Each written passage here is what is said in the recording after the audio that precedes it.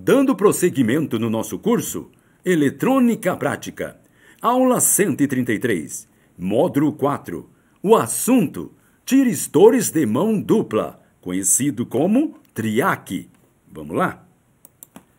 Um SCR, uma vez ligado, ele age como se fosse um simples diodo, ou seja, ele deixa passar tudo numa direção e bloqueia a corrente na direção oposta. Apenas estando o seu terminal anodo positivo com relação ao terminal catodo negativo, será então possível o livre trânsito da corrente. Por exemplo, quando se aplica uma corrente alternada a um SCR, nesse caso, somente o semiciclo irá passar. Com isso, teremos como consequência a redução na potência média aplicada a uma carga, sendo esta carga um aquecedor elétrico, uma lâmpada e etc. Entretanto, diversos tipos de aplicação exigem na alimentação uma corrente alternada, isto é, uma CA completa. É o caso de motores e outras aplicações indutiva. Visando justamente suprir esse tipo de aplicação, foi desenvolvido industrialmente um retificador controlado de silício de mão dupla, ao qual se deu o nome de triac, tiristores de corrente alternada. A grande utilização desse componente em diversos dispositivos, seja em aplicações domésticas, seja em equipamentos profissionais, faz com que o triac ele mereça uma atenção especial. Observe com atenção o diagrama estrutural do triac ao lado. Preste atenção nesse diagrama. Embora alguns detalhes na fabricação do triac sejam, na verdade, diferentes, podemos assim considerar o triac como contendo internamente dois SCR ligados em paralelo, porém apontando para a direção oposta, conforme sugere o diagrama de estrutura, anodo com catodo e catodo com anodo. Observe. Podemos ver no diagrama estrutural que os terminais de controle GETS, representado pela letra G, estão juntos, de modo que o triac tem dois SCR interno gatilhado através de um único GETS. Chama a atenção dos nossos alunos que, como há mais polaridade entre o extremo do triac, não podemos atribuir o nome de anodo e catodo, isto é, positivo e negativo. Preste atenção.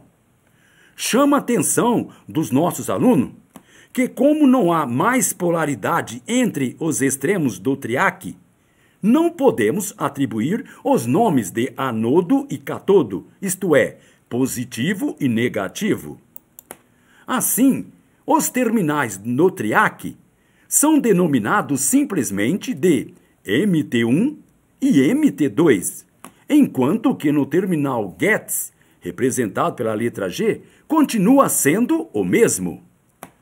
Observe agora com atenção a figura ao lado. Preste atenção na figura. Podemos observar na figura que o símbolo do triac tem o seu próprio estilo gráfico, que corresponde às suas próprias funções com uma diferença em relação ao próprio SCR. Chama a atenção dos nossos alunos para que preste muita atenção no símbolo do triac, pois trata-se de um componente que em muitas montagens aparecerá várias vezes no decorrer do nosso curso. Sabemos agora que todos os triac são capazes de manejar centenas de watts, corrente e tensão. Podemos então concluir que o triac são componente de alta potência. Nesse caso, podemos ver que os seus invólucros são sempre maior, isto é, eles não são pequenos. Observe novamente com atenção a figura ao lado. Preste atenção na figura. Na figura podemos ver a aparência mais comum de um triac, da série TIC, com seus terminais sendo identificado. Observe. Observe também que ao trabalhar com alta potência nos triac, são incorporado uma lapela metálica,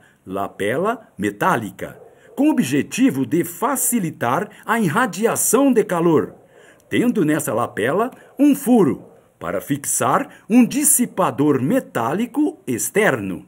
Preste atenção, aluno. Observe também que ao trabalhar com alta potência nos triac, são incorporado uma lapela metálica, com o objetivo é facilitar a irradiação de calor, tendo nessa lapela um furo para fixar um dissipador metálico externo, de preferência de alumínio.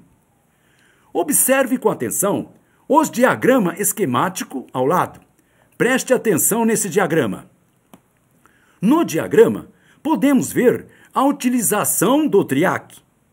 Observe que o componente fica intercalado entre a carga e a alimentação da corrente alternada, isto é, CA, através do seu terminal principais, o MT1 e o MT2, enquanto que o sinal de controle é fornecido através do seu terminal de GETS, representado pela letra G.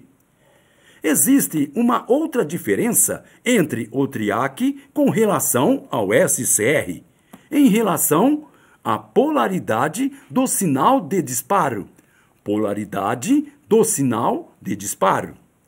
Sendo que o triac é estruturado para trabalhar sobre uma corrente alternada, tanto nos pulsos positivo quanto nos pulsos negativo.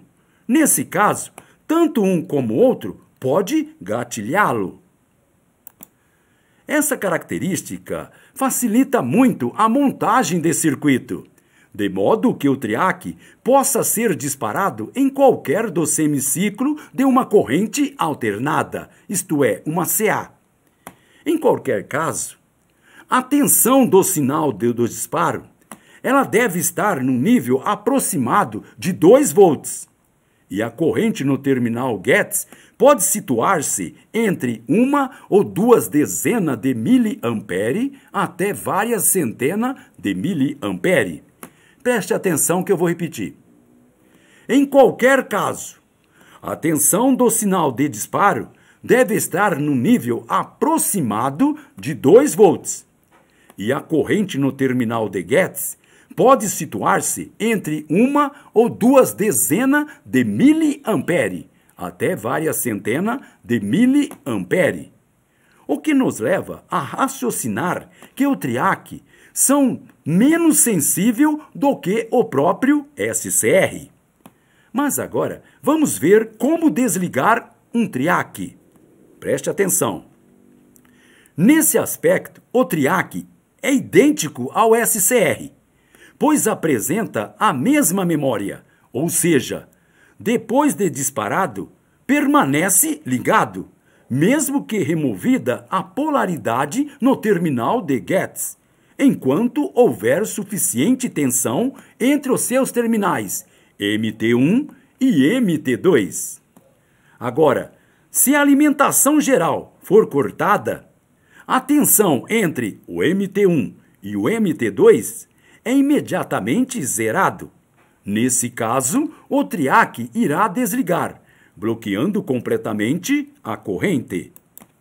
Sendo o triac um dispositivo especificamente para uso em corrente alternada, em cada ciclo completo, teremos 2 instantes de 0 volt, isto é, na transição do semiciclo positivo para o semiciclo negativo, e vice-versa. Inevitavelmente, o triac ele se desligará 2 vezes a cada ciclo completo da corrente alternada.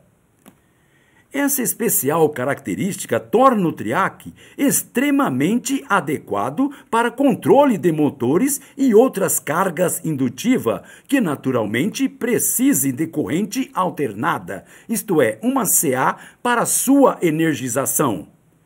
Assim, num circuito de controle específico, podemos fazer com que uma carga, sendo esta, por exemplo, um motor, ainda que esta carga receba uma corrente alternada com as devida inversão de polaridade, isto é, um ciclo a 60 vezes por segundo. E com isso, podemos então aproveitar através do triac parte desse ciclo. Preste atenção que eu vou repetir. Assim, num circuito de controle específico, podemos fazer então com que uma carga, sendo esta, por exemplo, um motor, ainda que esta carga receba uma corrente alternada com as devida inversão de polaridade, isto é, um ciclo a 60 vezes por segundo. E com isso, então, podemos aproveitar através do triac parte desse ciclo.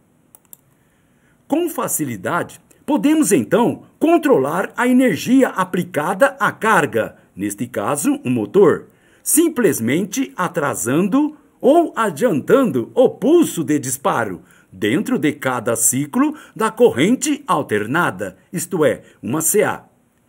Esse funcionamento circuital é próprio das características do triac e é intensamente usada para controle de diversas potências, como, por exemplo, um daime, que são um dispositivo que controla a luminosidade de algumas lâmpadas, ou então para controle de velocidade de alguns motores, e etc. Observe com atenção as figuras. Muito bem, pessoal.